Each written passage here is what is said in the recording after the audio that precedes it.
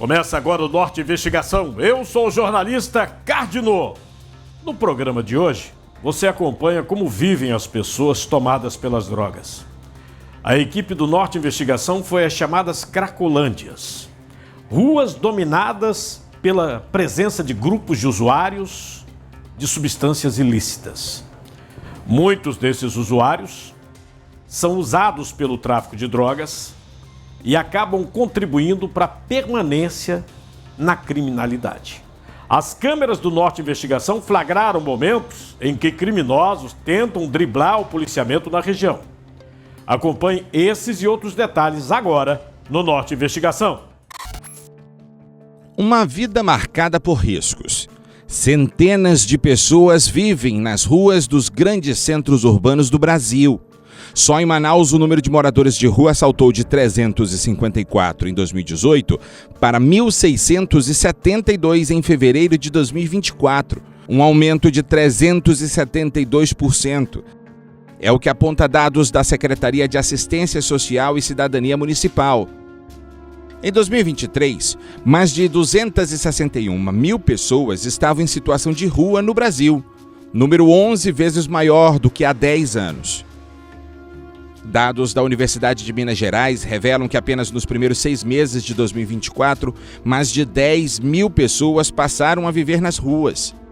Grande parte das áreas conhecidas como Cracolândias são ocupadas por usuários de substâncias ilícitas em situação de rua. Ao anoitecer, dezenas deles se reúnem em locais históricos de Manaus para consumir drogas. A equipe do Norte Investigação conversou com Maria, uma ex-usuária que viveu nas ruas por 13 anos. Ela compartilha como foi tomada pelo vício. Eu comecei a usar com mais ou menos uns 16, 17 anos, né? Só que não compulsivamente, eu usava esporadicamente, né? Mas quando eu cheguei aos meus 43 anos, eu tive uma compulsão muito grande, né? Não sei explicar o que me levou a isso, na verdade, né? Mas eu gostava daquilo, eu me sentia bem em usar, era como se aquilo me anestesiasse de uma série de coisas que me feriam. Fui para a rua, né? Me afastei totalmente da família, mas a família não se afastou de mim. Eles se mantiveram no mesmo lugar, né? Eles ficaram ali só na espera de um socorro. Maria admite que já viveu em inúmeras cracolândias e usou diversas substâncias. Ela relembra episódios difíceis que enfrentou morando na rua. Eu não sei se vocês conhecem a antiga Cracolândia ali do Bariri, né? Eu fiquei muito tempo naquela Cracolândia do Bariri. Depois de lá, eu fui para Campos Sales, né? Que também é uma área muito pesada. Fui para Praça 14. Eu vivia num lugar onde eu dormia com os ratos, né? Dormia com as baratas, dormia em cima de fezes, né? E sem condições nenhuma de uma pessoa normal estar ali. E eu aprendi a viver ali porque eu não tinha outra saída, por uma escolha errada minha. Quando eu ia pedir, parece assim, o dia que eu estava com mais fome era o dia mais difícil de eu conseguir minha comida.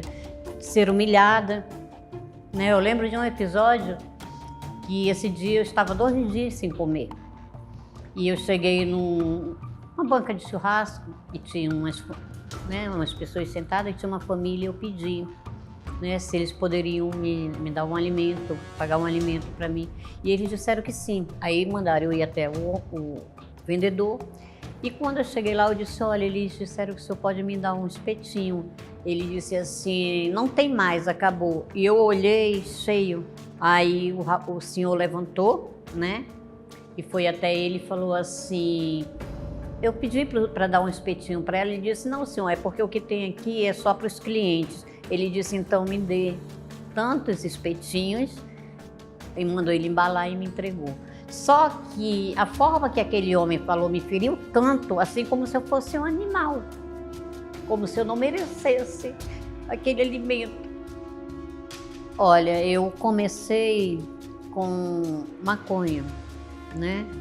Aí depois eu fui para pasta base, depois passei para o oxi. A única substância que eu não usava era a cocaína, mas essas 3 sim. Apesar do policiamento intenso nesses locais, os criminosos usam diversos modos e artimanhas para tentar driblar a polícia. Neste dia, conseguimos flagrar os agentes de segurança do Amazonas realizando diversas abordagens e fiscalização na região. Para esse especialista em segurança pública, áreas ocupadas por usuários de drogas já são palco de brigas entre facções criminosas. E já há casos ali naquela Cracolândia da Escadaria dos Remédios, da Praça da Matriz e até ali na José Clemente com a Eduardo Ribeiro, nas escadarias ali do Palácio da Justiça e do Teatro ali, já tem briga de facção por espaço. Na Joaquim Nabuco tem briga de facção por aquele espaço. No caso da Cracolândia, ninguém quer estar onde a polícia está. É como se fosse o sal e o sapo. Onde um está, o outro não está. Apesar de existir as chamadas Cracolândias em diversas zonas de Manaus, grande parte dos usuários se concentram na área do centro da capital. Uma moradora da região, que prefere não se identificar por medo de represálias, afirma que roubos são frequentes e que já foi ameaçada diversas vezes por usuários. Roubando portas, fios, os vidros, justamente para comprar as drogas, que é do uso deles. Estão fazendo isso para consumir o que eles querem fazer. A frequência é dia e noite, não tem hora. Eles dão um tempinho, daqui a pouco eles vêm, começam a quebrar, começam a jogar as coisas lá de cima, carregando, levando portas, vidros, o que tiver para carregar. Quando eu saio, meu marido fica em casa e eu não posso ficar de porta aberta, porque já fui ameaçada. Eu na porta da minha casa, dando bom dia para a família, e a pessoa veio e perguntou o que eu estava fazendo, se eu estava filmando. E eu não estava filmando, eu estava dando um bom dia, porque era um final de semana. Então, eu não me sinto segura nem na porta da minha casa. Eu tenho que ficar presa o tempo todo. Entendeu? Eu sou prisioneira aqui. Eu abro a porta rapidinho, depois fecho. É assim que eu vivo aqui.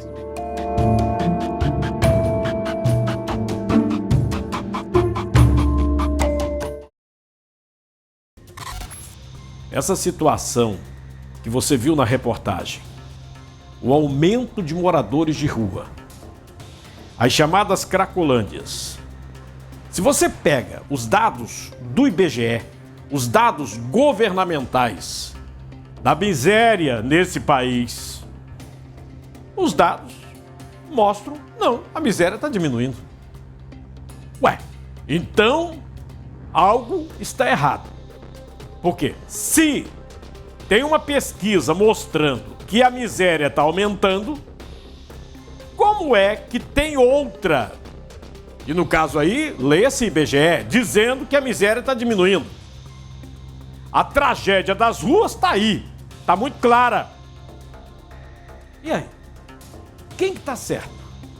E a providência que governos municipais, estaduais e o governo federal estão tomando para conter essa situação? Nem campanha publicitária para falar do perigo dessas drogas você tem. Nem campanha. Ou seja, eu digo para você, sem medo de errar, os governos não estão fazendo absolutamente nada para conter essa situação que você vê aí. Essa situação de miséria do ser humano. Você que nos acompanha em toda a região norte e outros estados do Brasil, envie sua denúncia. Norte Investigação, olha o número aí, 92 do prefixo 99297-2401. Viu algo suspeito, alguma irregularidade? Envie para o Norte Investigação. Nós vamos investigar. Para você que ligou a TV agora, a reportagem de hoje mostra como atuam os usuários de droga que vivem nas conhecidas Cracolândias. Nessa segunda parte da reportagem, comerciantes que trabalham nos arredores do Centro Histórico de Manaus, no Amazonas, relataram para a nossa equipe episódios de assaltos, de ameaças. Confira na tela do Norte Investigação. As cracolândias também impactam o comércio local. Comerciantes reclamam de furtos e da sujeira deixada pelos usuários em frente às lojas no centro histórico. Os usuários de droga, eles ficam na porta da loja, quando a gente abre a loja, e tem muito problema de furto também aqui, entendeu? A gente já encontrou muito pessoas assim para roubar mesmo aqui dentro da loja, entendeu? Eles entram só de uma pessoa não, eles entram de 4 senhoras, que a gente nem imagina que vem para roubar, entendeu? Incomoda um pouco quando a gente deixa abaixada a nossa coisa aqui da loja, né?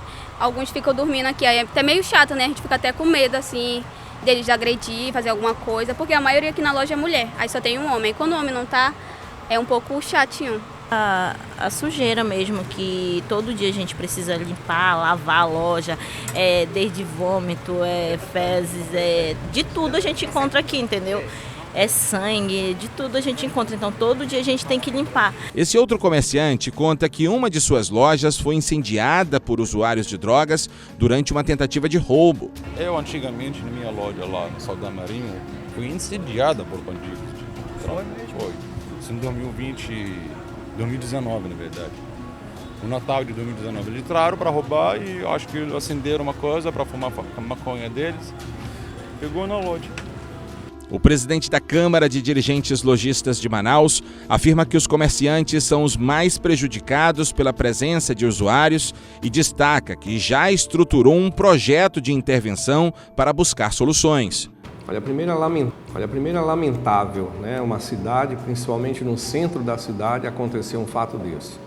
Eu sei que eles não gostariam de estar lá, mas alguma coisa aconteceu, ou mentalmente, ou financeiramente, aconteceu algo e eles estão lá. Preocupação, principalmente, de aonde eles estão na cidade de Manaus, principalmente na Praça dos Remédios, que é o ponto principal. Nós pedimos que as secretarias de recursos humanos pudessem fazer um levantamento. Foi feito um levantamento muito bem feito, aonde nós constatamos que nós temos em torno de 40 a 55 pessoas que não têm mais condições de se auto-administrar. Então o Estado, né, vai levar você para uma casa aonde só vai sair quando uma junta dessas unidades disser que você tem capacidade de voltar. Isso seria o correto e eu acho que aí sim nós estaríamos dando cidadania a essas pessoas. As grandes facções injetam valores neles no primeiro momento como droga e depois façam que eles façam os roubos para primeiro se manterem ou para roubarem algumas coisas para as facções. E aí o que acontece? Eles fazem arrombamento, como já aconteceu numa das ruas principais do centro da cidade, e levaram praticamente 15 motores de popas. Para eles poderem tirar da forma que eles estão, totalmente drogados, e levarem para alguém, é que tem um receptor. Se tem um receptor, esse receptor que deve ter encomendado.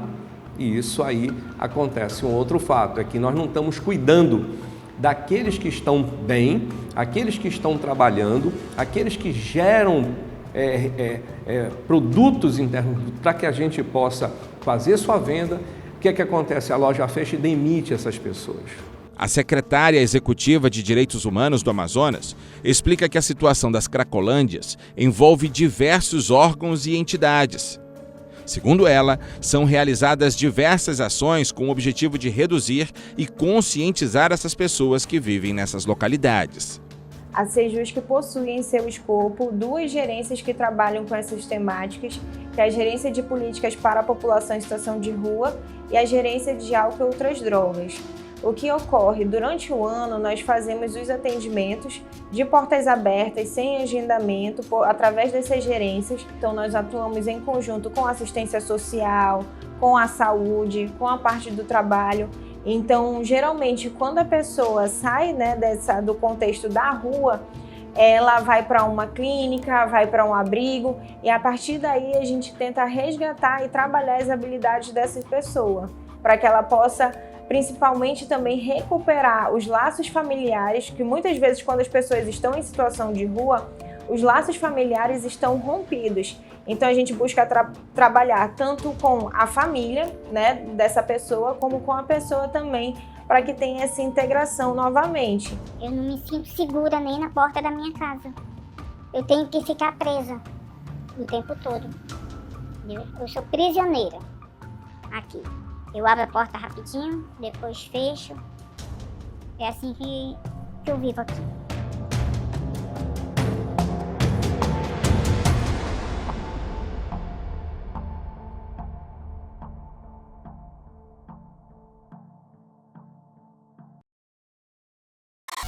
É bom destacar, né, o que disse uma pessoa nesta reportagem de como entrou para a Cracolândia. Entrou por uma droga que hoje o próprio Supremo Tribunal Federal considera o uso não crime, mas também não tem campanha para demonstrar o mal que a maconha faz. Tem muitos grupos que defendem esse tipo de droga. E tem dois fatores aí na situação da maconha. Primeiro, que a maconha realmente vicia. E tem até um estudo recente da USP demonstrando que cerca de 10% da população, se fizer uso, pode ter problemas, inclusive a questão da abstinência. O vício quase que imediato e com maconha. E é a porta de entrada. A usuária disse, eu comecei com maconha, aí depois fui para pasta, aí disse, não usei cocaína. Quando ela fala pasta, é o crack. Só que o pessoal se esquece que a pasta, que ela chamou que é o crack, é um subproduto da cocaína. É um subproduto da coca, que é muito mais barato. Então ela começa com uma, vai para outra e vai para o oxi, que também é muito pesado. Então você vê que uma coisa puxa a outra. E sobre o comércio, me diga aí, quem é que paga o prejuízo do empresário? O empresário que não consegue abrir a loja, o empresário que é furtado, roubado, quase todo dia. E o pessoal vai comprar numa loja onde tem uma Cracolândia na frente? Você iria, não? É uma situação dramática. E como eu disse, os governos não tomam conta. Estão, tapando os olhos. E só está aumentando. Só está aumentando essa situação de miséria do ser humano aqui no Brasil.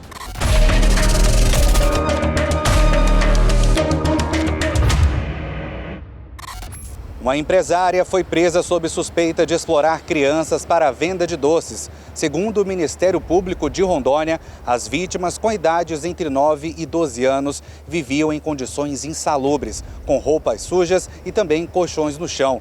2 das crianças são filhas da suspeita e as outras de uma terceira pessoa. As metas de vendas eram registradas em um caderno e, caso não fossem alcançadas, as crianças tinham que arcar com os prejuízos. A mulher usava as redes sociais para promover os produtos, enquanto fazia o negócio crescer à custa do trabalho infantil.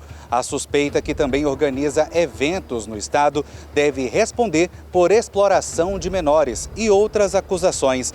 A Delegacia de Proteção à Criança e Adolescente investiga o caso. O De Olho no Norte agora segue para o Acre. Aqui em Rio Branco, no Acre, o maior concurso da educação, com 3.000 vagas, foi cancelado após denúncias de candidatos circularem nas redes sociais. Foram apontadas irregularidades como cola durante a prova, atraso e falta de fiscais, uso de celulares e até mesmo tumulto generalizado. A maior parte desses acontecimentos foram na escola de Djalma Teles, que fica na capital. Em nota, a Secretaria de Educação afirmou que a empresa Nosso Rumo, que é a banca contratada, não forneceu os documentos relativos à etapa realizada. Por isso, decidiu pelo cancelamento do certame. Em breve será divulgado novo cronograma de etapas. O De Olho no Norte agora vai para Brasília. Aqui no centro das decisões do país, em Brasília, o avanço da tramitação da PEC do aborto tem dividido o Parlamento Federal e a opinião pública de sul a norte do Brasil. Isso porque a PEC controversa quer o fim do aborto legal ao tornar crime o procedimento até em caso de estupro em qualquer idade gestacional, diferentemente do que diz a atual legislação, que permite o aborto nessa e outras duas situações, quando a gravidez gera risco à vida da mãe e quando o feto apresenta má formação no cérebro. A PEC 164, ingressada no Congresso Nacional em 2012, depois de mais de 10 anos, voltou a levantar discussão aqui com a aprovação do texto na Comissão de Constituição e Justiça, o CCJ, no último dia 27 de novembro. Foram 35 votos a favor da PEC e 15 contrários. Alguns deputados federais da região norte são membros da CCJ e votaram a favor. No portal da Câmara dos Deputados consta votos favoráveis à PEC dos deputados federais Nicolete e Zé Haroldo de Roraima, Ricardo Aires do Tocantins e Roberto Duarte do Acre. Na ata de reunião aparece o registro do voto favorável do deputado Alberto Neto do Amazonas. O texto ainda vai levar tempo para ser analisado por uma comissão especial. Além disso, precisará ser aprovado em 2 turnos no plenário da Câmara, com o apoio de pelo menos 308 parlamentares. Apesar do prazo longo de tramitação, o tema tem provocado muitas manifestações contrárias desde já. No último domingo, durante a caminhada pelo fim da violência contra mulheres e meninas, em um parque aqui de Brasília, líderes do movimento se posicionaram contra a proposta. As representantes do ato afirmaram que a mudança resultaria em um retrocesso no direito das mulheres.